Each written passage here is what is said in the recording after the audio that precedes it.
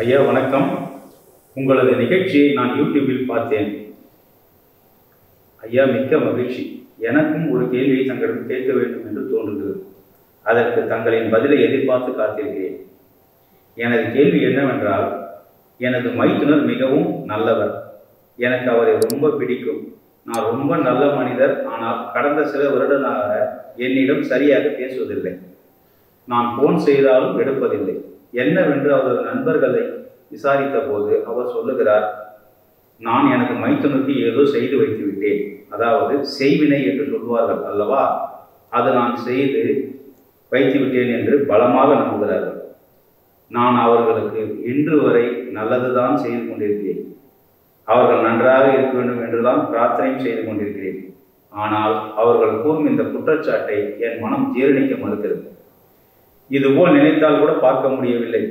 என்னால் சுமார் 1.5 வருடத்திற்கு முன்பு நானும் எனது மனைவியும் எனது மைத்துனர் வீட்டிற்கு சென்றோம். அப்பொழுதும் அவரிடம், அதாவது என்னுடைய மனைவியிடம் சொல்கிறார், நேற்று முன்தினம் கூட இந்த இடத்திலிருந்து ஒரு தகடு எடுத்தேன். உனது கணவர் தான் செய்து வைத்துள்ளார் அப்படி என்று சொல்கிறார். எனக்கு இருக்கும் வேலை பணியில் எனது வேலையை செய்யவே எனக்கு நேரம் போகவில்லை. இதில் நான் இவர்களுக்கு ஏன் இப்படி செய்ய போகிறேன்? அப்படி செய்வதனால் எனக்கு என்ன லாபம் கிடைக்கப் போகிறது? அதனால் நன்மை கிடைக்குமா? இவர்கள் இப்படி சொல்வது எனக்கு பயங்கரமான மன உளைச்சலை தந்துள்ளது. ஏன் எனது மைத்துனர் இப்படி சொல்கிறார், இதை நம்புகிறார்?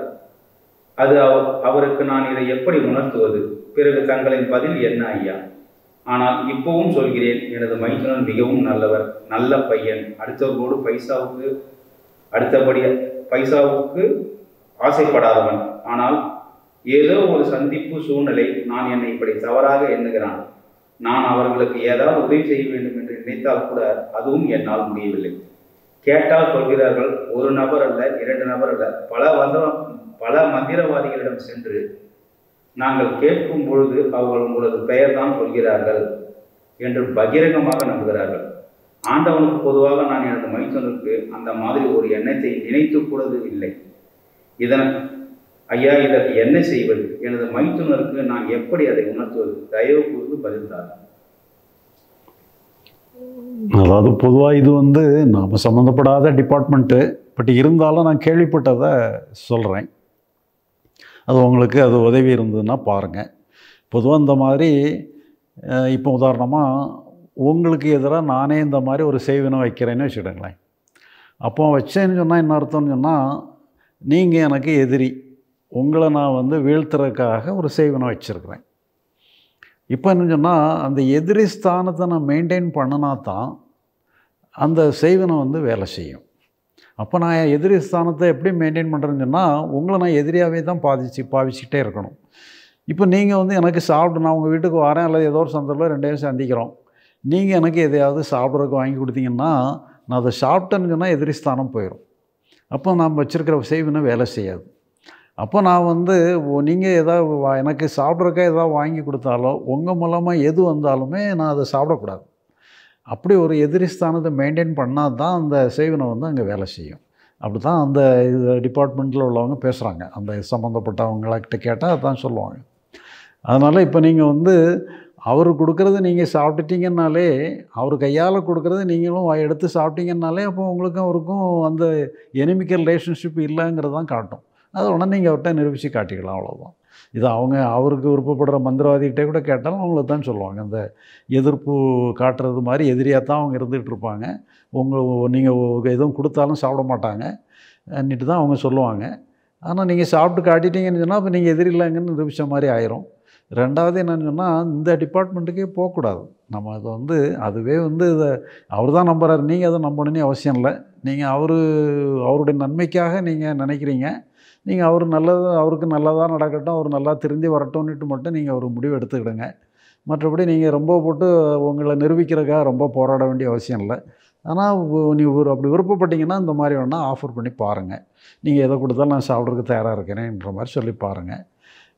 ஆனால் இதில் இந்த நீங்கள் என்னென்னு சொல்லி சொன்னால், உங்களுக்கு எதிராக யாருமே பண்ணாலுமே கூட நீங்கள் அவரை நண்பராக நினச்சிங்கன்னா அது கூட உங்களுக்கு அவங்க என்ன பண்ணனாலும், இப்போ உங்களுக்கு எதிராக ஒருத்தர் பண்ணுறாரு, உங்கள் இந்த மாதிரி பில்லி சூனியம் தான் வைக்கிறாருன்னு வச்சுக்கோங்களேன். இப்போ நீங்கள் வந்து அவரை நீங்கள் வந்து எதிரியாக நினைக்காம நீங்கள் அவரை நண்பராகவே நினச்சிக்கிட்டு இருந்தீங்கன்னு சொன்னால் அவர் என்ன தான் பண்ணாலும் அது உங்களை வேலை செய்யாது. இப்போ இதே மாதிரி தான் புத்தர் காலத்தில் புத்தரோட